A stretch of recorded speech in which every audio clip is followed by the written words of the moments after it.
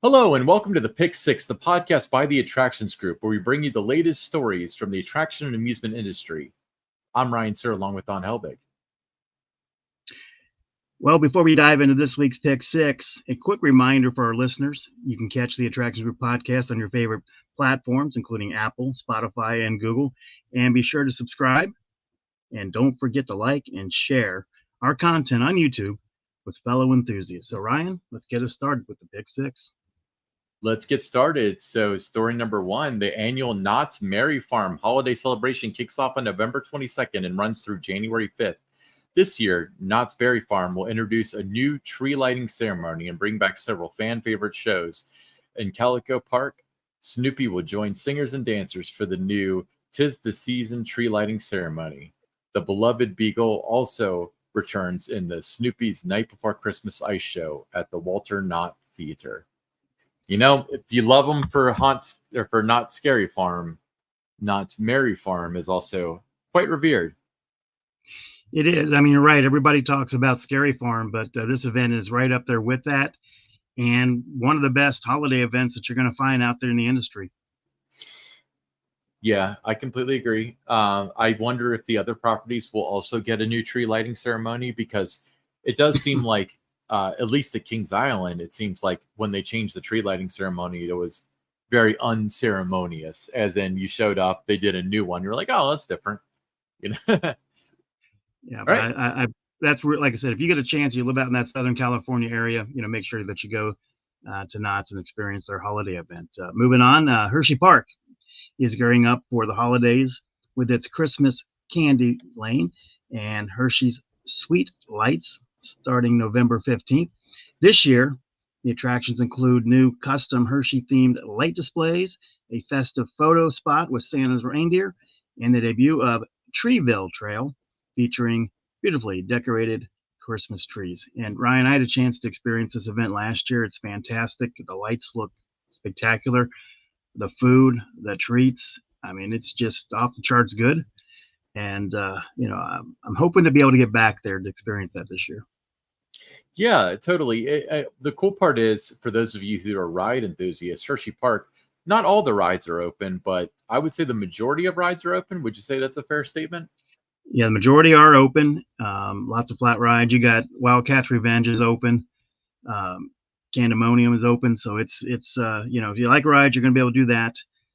But it's just the lights, and the food, just that festive atmosphere. It's really, really well done there. Perfect. Well, heading down south to New Orleans, the long abandoned Six Flags theme park in New Orleans, closed since Hurricane Katrina, is finally being demolished.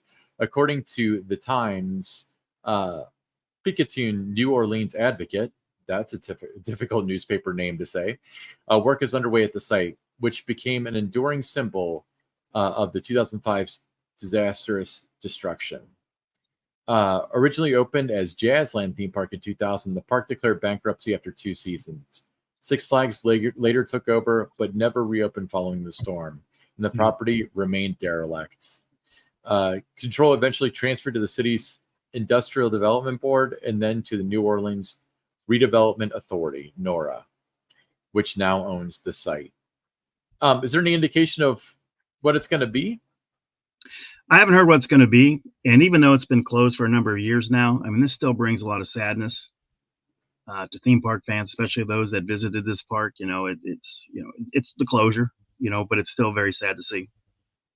I wonder, Jazzland didn't work out. Obviously, Six Flags New Orleans didn't work out. But I wonder if that area could support a theme park. That's a food for thought, Next up. All right. The National Roller Coaster Museum and Archives is adding a touch of Disney magic to its collection. Disney Parks has donated an Aero development ride vehicle from Snow White Scary Adventure and a Mystic Rides bumper car from Buzz Lightyear's Astro Blasters at the former Disney Quest. Snow White's Scary Adventure was retired in 2012 during Magic Kingdom's Fantasyland expansion, while Buzz Lightyear's Astro Blasters closed in 2017. The museum, which is located in West Texas, continues to rely on support from industry suppliers and fans. Donations, they can be made at rollercoastermuseum.org or sent to P.O. Box 5424, Arlington, Texas 76005. But these are some great ads to that museum. Yeah, it's cool that Disney's participating, because Disney is always a bit of an outlier when it comes to, the things that the wrestling industry does, as far as IAPA and even up to this point the museum. But so it's really cool that they're getting involved. Next up. All right, SeaWorld Orlando is rolling out Coasters After Dark Christmas Edition, a new separately ticketed event offering after-hours access to the park's attractions. Launching November 8th and running select nights through December 13th, the event promises shorter lines, illuminated holiday displays, free popcorn at various spots. Guests can enjoy 7 signature rides, including Mako, Manta, Kraken, Pipeline, Journey to Atlantis, Penguin Trek, and Icebreaker. Holiday-themed shopping, food, drinks are also available, with tickets starting at just $49.99 at SeaWorldOrlando.com. Now, this is tempting to me if I do make it down. We're talking about like maybe first week of December or so, because I have not ridden Penguin Trek yet. All the other stuff I got to check off, but not that one yet. It sounds like a great event. Especially if you're a roller coaster fan, you get to do this with minimal wait times. It's, kind of taking the page a little bit. We've done those different events that you see at Universal, where the Orlando Informer has done those kind of events where you get that minimal wait time. So this is something to definitely check out. If you're going to be down there, Ryan, why wouldn't you? Absolutely. Next up, well, Dollywood continues to set the bar high, even surpassing Disney and Universal in customer service accolades. Newsweek has ranked Dollywood Parks and Resorts as the #1 theme park in the United States for customer service. The independent survey of over 28,000 U.S. customers awarded Dollywood an impressive score of 93.22 out of 100, placing it not only at the top of the theme park category, but also at number 26 out of 700 brands across various industries. So, if you've been to Dollywood, the customer service, it's outstanding. So, congratulations to Dollywood on another accolade. Yeah, the cool thing about Dollywood, and if you look back at various episodes that we've had, and it's been several with people from Dollywood and from Hersheypark and their various properties, they speak in a manner in which you can believe that they want you to have a good time, and you believe that they make money doing that, rather than they want you to show up and pay them money and hopefully have a good time. It's all genuine, it's authentic. You feel, like you said, you feel welcome when you go there, that they really appreciate your visit. And again, just congratulations to Dollywood. They just keep racking up these awards. Yep. They're going to have to expand. Maybe part of the Dolly Parton experience is they'll have a trophy case for all the awards that Dollywood wins, between Golden Tickets and USA Today Top 10 and so on. It's almost going to be news when they don't win something like this, right? It might be the end of the world as we know it, Don. All right. Let's move on to the listener questions. First one is from Monica V. from Roanoke, Virginia. Which Virginia park has the best holiday event, Busch Gardens or King's Dominion? That's more of a question for you, because I have actually not been to Winterfest at Busch Gardens. You're talking about the overall Winterfest at King's Dominion. Yeah. If you're talking about the overall experience, I'd have to go with Busch Gardens. I think better shows, more lights. They tout over 10 million lights there. The food, everybody knows how good the food is. Busch Gardens, during the spring and the summer months, the fall months. I mean, it just continues into the holiday season. So, you're not going to go wrong visiting either one. I mean, they're both really, good high level events. But if you had to pick one or the other, you can only do one. I'm taking Busch Gardens. Well, and again, we talk about, for those of you who are ride enthusiasts, Busch Gardens has all of their rides open, while King's Dominion has a few rides open. I don't to clarify, before you tear me up in the comments, that's not that terribly important to me, but I know it is to a lot of people. Yeah, just the atmosphere, though.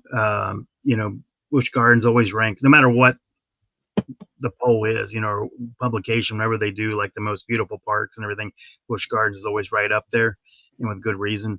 and as spectacular as it looks during the summer months, I mean, it's breathtaking during the holiday season. Yeah. Next listener question, Pierre M. from Montreal, Quebec, Canada. With the new Six Flags, do you think they'll look to get out of their lease with La Ronde? That's a great question. I would think that as they're looking to, do some restructuring in that, kind of with the portfolio, they're talking about, doing some different things with that. They're going to trim some parks for sure, trying to move some. We already know that they're doing a number of budget cuts. A lot of like manager level positions are being eliminated, and that I would think wherever they can look to cut costs, they would do it. And because this is a lease situation, it would not surprise me if they looked to end that lease at some point in the foreseeable future. Well, I wish I knew more about the situation so I could give a better answer, because it seems like there would be pros and cons to the lease back thing. Because on one hand, there might be a tax advantage to the fact that they don't own, Right.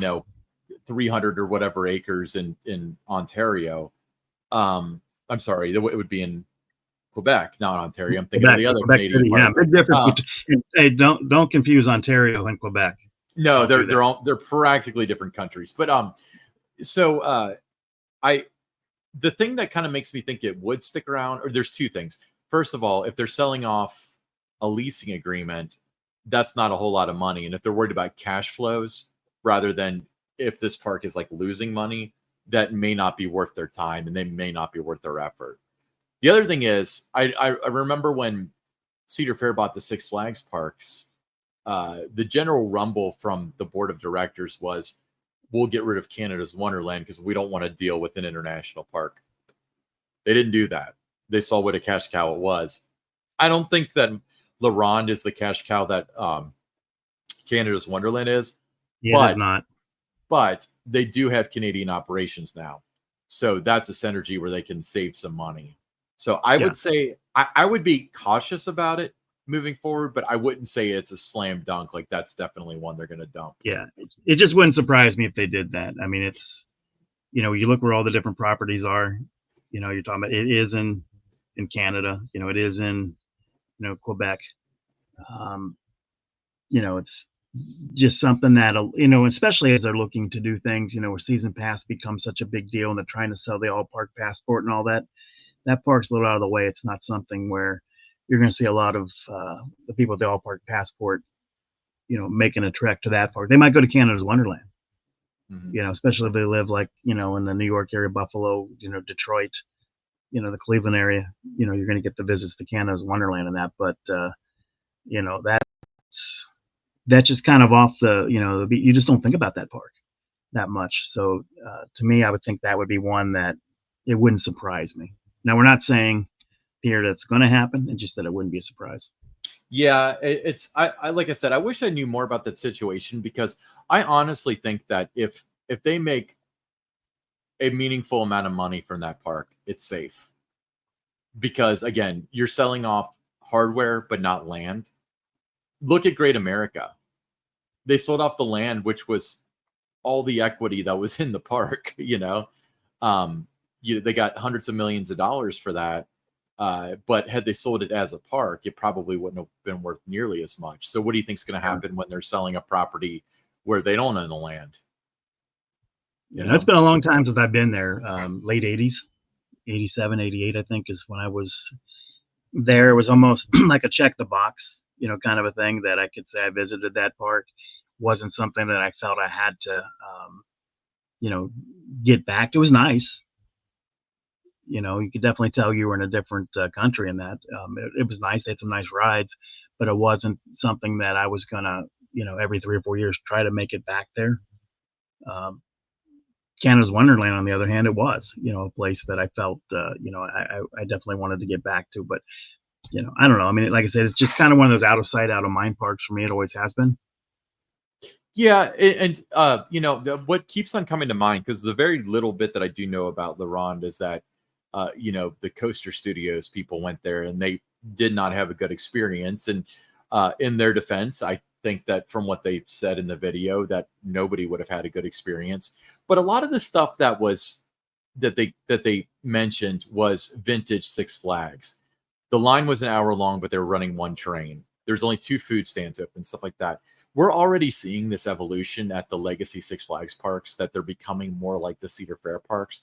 And through all Cedar Fair's faults, it's not Six Flags, No, they were always good operators. That's the thing about, Cedar Fair, was even when, that Paramount purchase went through, when they acquired those parks, that I thought operation wise that it was going to be better. As good as Kings Island was, operationally, I knew that it was even going to be better, because that's what the Cedar Fair parks were known for, was operations. And now they're getting, to be known, they're making big strides in the culinary experience of that. So they're getting there with that.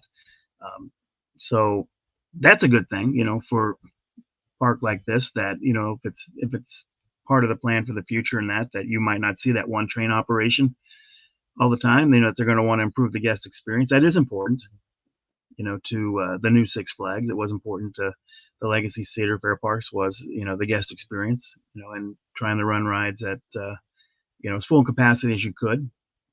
So I think that part of it would be a positive to look forward to in the future.